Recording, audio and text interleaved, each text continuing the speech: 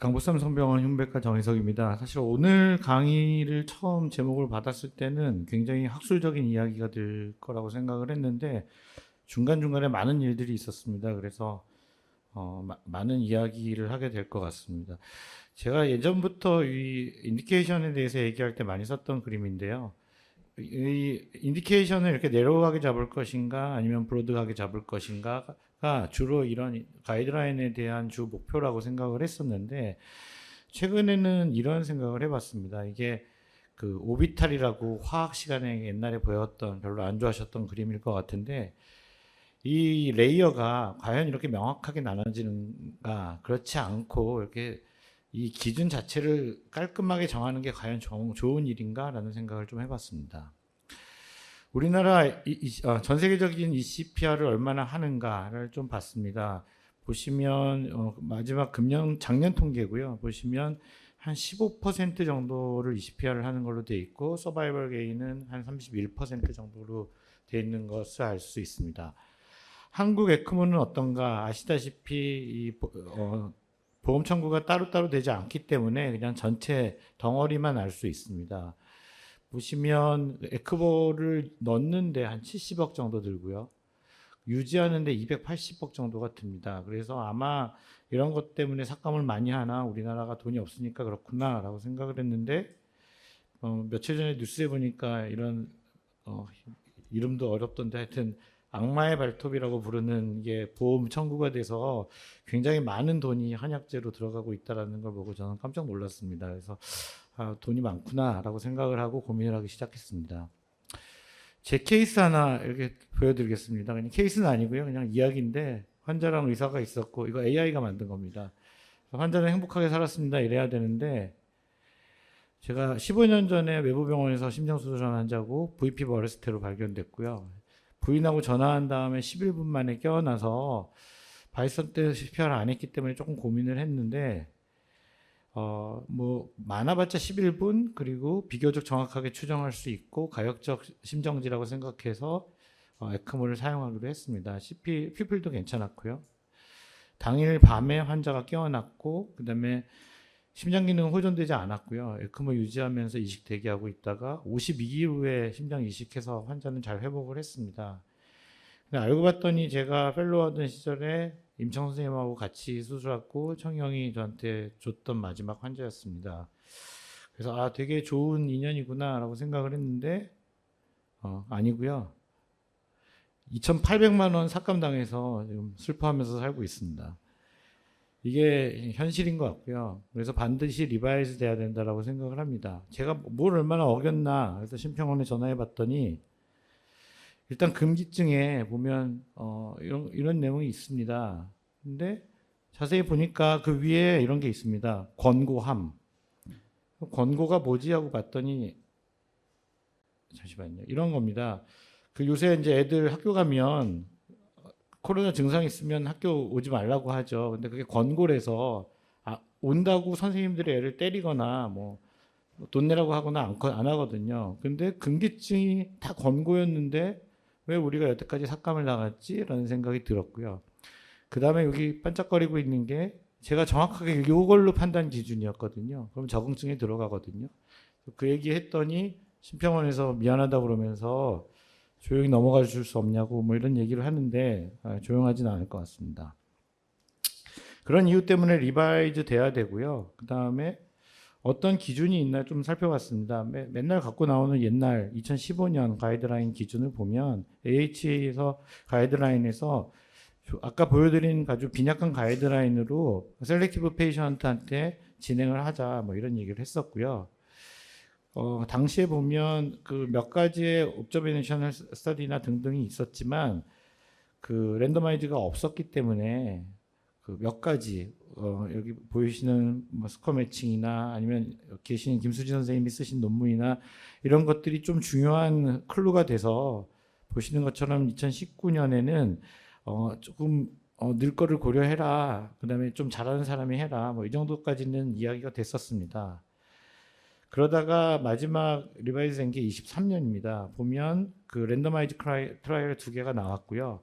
자세한 얘기는 다 드릴 수 없지만 이게 미시건인가 어디 제가 잘 잊어버렸는데요. 여기서 했던 그 케이스 보면 몇 케이스 안 됩니다. 36케이스인가를 했는데 결과가 너무 명확해서 중간에 중단됐고 그다음에 굉장히 중요하게 란셋에 올리면서 많은 사람들한테 알려져 있습니다. 여기 잠깐 익스클루전 크라이테리아 보시면요. 우리나라에서 쓰이는 거 별로 없습니다. 뭐 안지오그래피 못하는 알러지 있는 사람, 임신한 사람 뭐 등등 굉장히 다릅니다. 전혀. 그리고 뭐 교도소 가 있는 사람, 그리고 아까 조금 이따 나오겠지만 ETCO2 얘기도 ETCO2 하나만 갖고 보는 것이 아니라 다른 여러 가지를 같이 봐라 뭐 이런 얘기들이 좀 들어 있습니다. 그 다음에 저기 체코에서 많이 하시는 선생님께서 더 중요한 논문을 발표했는데 보시는 것처럼 ECPR이 어느 정도 개인이 있다, 아웃 오브 하스피탈 ECPR이 개인이 있다라는 스터디를 발표를 했습니다. 자세한 내용은 넘어가도록 하겠습니다. 그래서 여기서 좀 고민할 게 두 스터디에서 기준 시간이 47분, 24분 좀 차이가 있었고요. 거기에 따른 개인이 22%, 7% 정도가 있어서 어느 정도를 하는 게 우리한테 도움이 될까는 우리들이 고민해야 될 문제지만 하지만 랜더마이즈 트라이얼에 어떤 의미가 있다라는 것은 확실해진 것 같습니다. 그러면서 2023년 가이드라인에 조금 더 그 에비던스도 올라갔고요. 제대로 CPR 한 다음에는 에크모를 하는 것이 리저너블하다 이런 얘기가 나오기 시작했습니다. 우리나라는 어떨까요? 우리나라는 2015년부터 한 번도 바뀐 적이 없습니다. 2015년에 얼마나 많은 일이 있었냐면 이분은 여자친구랑 헤어졌고 이분은 감옥에 갔고 이분은 누명을 썼고 그런 시간이거든요. 흉배가에도 2015년이 조금 의미가 있습니다. 2015년에 한국 사회를 뒤흔든 메르스 38명 사망, 그때 아마 고생했던 거 생각하면 별의별 생각이 다 날 겁니다. 근데 그리고 나서 조금 있다가 다른 삭감 당한다 이런 일이 있었고 그때 막 저희가 난동 부려갖고 기준 새로 만들고 막 했었습니다. 그리고 10년 만에 이런 게 날라왔는데요. 옛날 걸 한번 살펴봤습니다. 그때 만들었던 기준, 여기 계셨던 많은 선생님들이 같이 했었는데 적응증, 금기증, 그 다음에 사존사고 요건을 만들었었고 그 다음에 그때 앱솔루트 인디케이션 되면 안 되니까 권고를 만들어서 권고 금기증을 만들자 그런 의견들이 나와서 나름 머리 많이 쓰면서 만들었던 내용입니다. 그래서 새로 만든다 그러니까 옛날에 발표했던 파일 중에 최근에 나온 프레딕터들을 몇 개를 봤는데요. 로우 플로우 듀레이션은 의미 있는 걸로 다 알려져 있습니다. 그 다음에 쇼커블 리듬도 의미 있는 걸로 알려져 있는 거 다 아실 거고요. 에이지, 젠더, 바이스탠더 CPR이 그렇게 의미 있지 않다라는 것이 최근 나온 얘기인 것들도 다 알고 계실 거라고 생각합니다. 자, 그러면 이런 프레딕터를 적용해서 이것도 제가 많이 써먹은 화면인데요. 이런 인디케이션을 본다면 조금 더 고민해 보면 바이스탠더 CPR은 빠질 수가 있고 그 다음에 타겟 템퍼레처를 낮추면 로우 플로우 타임이 길어질 수 있고 로우 팔로우 타임이 달라지면 폐화나 락테이트나 쇼커블 리듬 등도 변화가 될 수가 있고 그 다음에 그 쇼커블 리듬 자체도 보면 최근에 개인이 그렇지 않더라도 하시는 게 PEA에서는 도움된다는 얘기가 있기 때문에 논의할 게 굉장히 많을 것 같다는 생각이 들었습니다. 그리고 또 막 찾아보니까 이렇게 전 세계의 인디케이션을 모아놓은 또 논문이 있어서 열심히 읽어봤고 이걸 정리해야 되는데 어떡하지 하고 있었더니 또 누가 고맙게도 이렇게 정리해준 논문도 있었습니다. 보니까 익스클루전 크라이테리아를 보면 모비디티를 다 한 것이 60% 정도밖에 안 됐고 그다음에 위트니스 어레스트를 인디케이션에 넣은 것도 보면 56%밖에 안 돼서 이 저자들이 얘기한 게 굉장히 버라이벌 할 수 있다라는 얘기를 했었습니다. 그래서 저희가 믿는 마음으로 저희한테 날라온 이번에 이제 바뀌고 싶은 안들을 좀 살펴봤습니다. 굉장히 이상한 게 심부전하고 보통 심정지, 교량치료 이렇게 나눴었는데 ECPR과 VA에 대해서는요. 심부전에 대한 얘기가 없어졌습니다. 그리고 여기 보면 이제 분류에도 등이 없어져서 여기 딱 끝냈거든요. 그럼 나중에 이거 보고 다 삭감할 거거든요. 그 다음에 VIS랑 ETCO2에 꽂히셔서 왜 이런 내용을 했는지는 이해를 못하고 ETCO2는 숫자를 제시했는데 나머지는 그렇게 없어서 얼마나 상의 없이 만든 인디케이션인지 알 수 있을 것 같았습니다. 그리고 심정지에 대해서도 이런 복잡한 내용을 다 빼버리고 하나하나 기록해서 내는 방법으로 했었고요. 교량 치료에 대해서도 조금 달라졌었고, 그다음에 말기암인 간인 쇼크로 이런 이야기가 쇼크에 들어가는데 왜 여기 따로 빠져 있는지도 사실은 이해할 수 없어서 아마 담당하시는 분이 굉장히 바빴나 보다라는 생각이 들었습니다. 금기증을 좀 봤는데요. 금기는 저희가 그때 굉장히 중요하게 했던 게 권고라는 말을 넣었었는데 다 빠져버렸고요. 아마 이제는 앱솔루트 인디케이션이 되는 것 같습니다. 그리고 이식동든 바드를 시행할 수 없는 경우에 굉장히 중요한 말이 빠졌고요. 그 다음에 충분한 조직 관리라는 말이 ROSC 없는 60분으로 사실 여기에 대한 제가 에비던스는 찾아봤는데 찾을 수가 없었습니다. 그리고 그 위트니스트 화력 어레스트에 대해서도 앞에 있던 말은 다 빠지고 갑자기 ETCO2 10mm 이하라는 그냥 일반적으로 쓰이는 얘기가 들어왔는데 제가 막 선생님들이 보내주신 자료를 보다 보니까 이런 게 있었습니다.